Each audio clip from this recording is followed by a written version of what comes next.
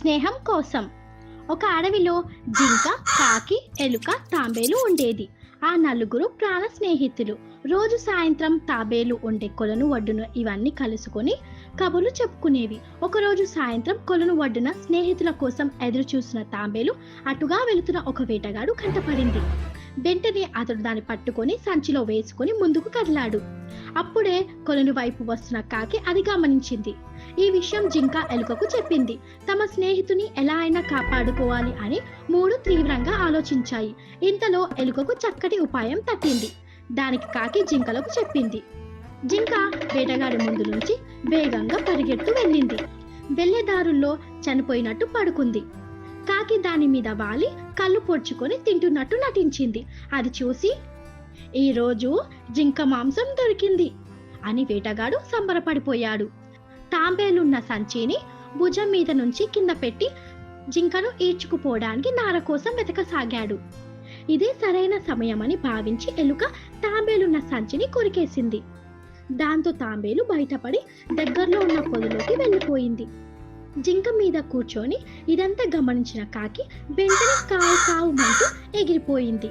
తమ ఉపాయం ఫలించింది, తాంబేలు తప్పించుకుందన్న విషయం అర్థం చేసుకుని జింక వెంటనే లేచి పారిపోయింది. చనిపోయింది అనుకున్న జింక లేచి పరుగు తీసేసరికి వేటగాడు నివ్వెరపోయాడు. జింక పోతే పోయింది, తాంబేలు తీసుకెళ్దాం అనుకుని సంచిని తీసేసరికి అందులో తాంబేలు లేదు. దొరికిన దాంతో తృప్తి పడక అత్యాశకు పోయాని అని వేటగాడు పశ్చాత్తపడ్డాడు. ఎలాగైతే తమ మిత్రుడిని కాపాడుకోగలిగామని కాకి, జింక, ఎలుక ఎంతో సంతోషించాయి. చిరుతపులి గాడిద నీతి కథ. అనగనగా అడవిలో ఒక చిరుతపులి ఉండేది. దానికి వయసు పైబడడంతో వేటాడడం చాలా కష్టమైపోయింది. అది వయసులో ఉన్నప్పుడు చాలా జంతువులను వేటాడి తినేది. కానీ ఇప్పుడు ఏదైనా జంతువు తన దగ్గరికి వస్తే తప్ప తినలేని పరిస్థితి. కొన్ని రోజులుగా ఏ జంతువు ఆ చిరుత దగ్గరకు రాలేదు. అయ్యో దేవుడా, నాకెంత కష్టం వచ్చింది. ఆహారం తినక చాలా రోజులవుతుంది. ఇలాగే నేనుంటే చనిపోతాను అనుకొని బాధపడసాగింది. ఇంతలో ఒక గాడిద అటువైపు మేత మేయడానికి వచ్చింది.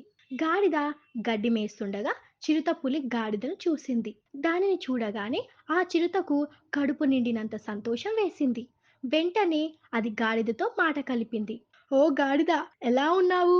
బాగున్నావా అని పలకరించింది.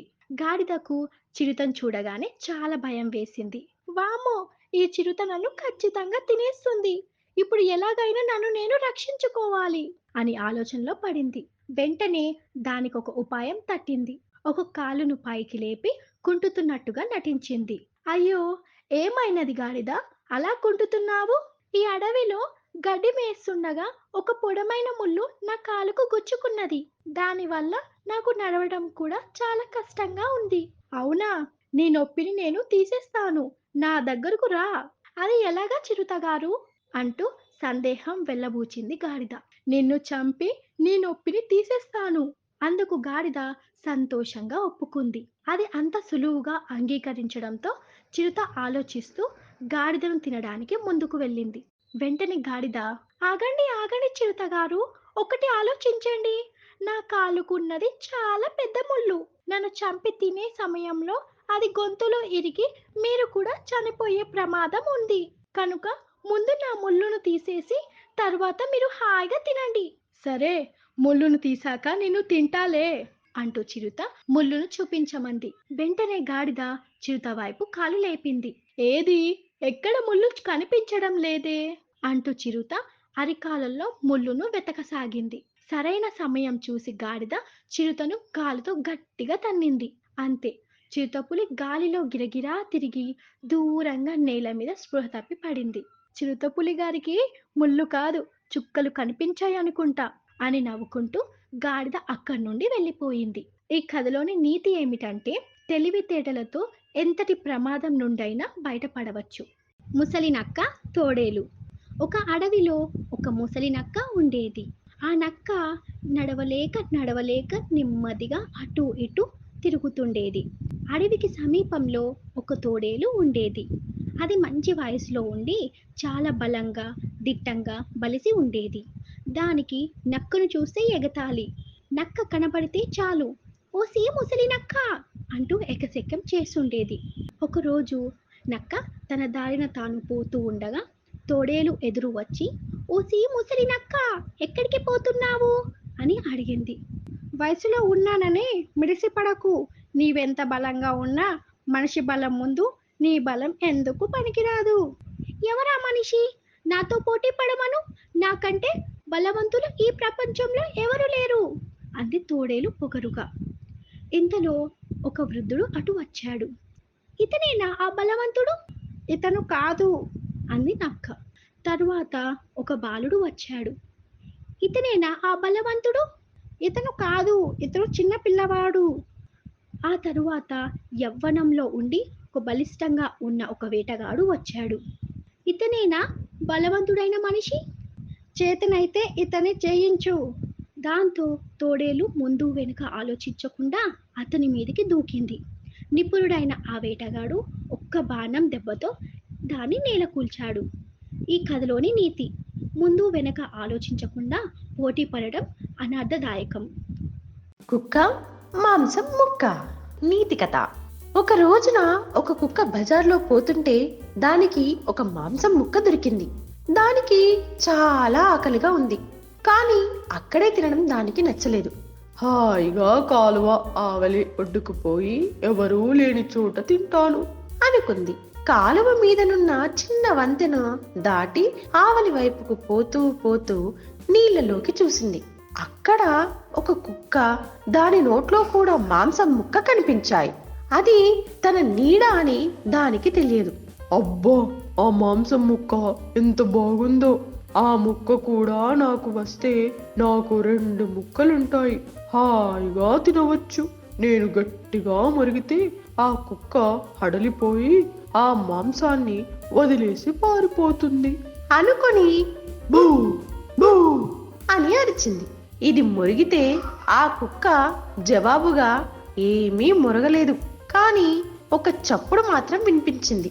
అది కుక్క నోట్లోని మాంసం ముక్క నీళ్లలో పడిన చప్పుడు. అయ్యో, లేని దాన్ని నమ్మి ఉన్నదాన్ని కూడా పోగొట్టుకున్నానే అంటూ ఏడుస్తూ కూర్చుంది.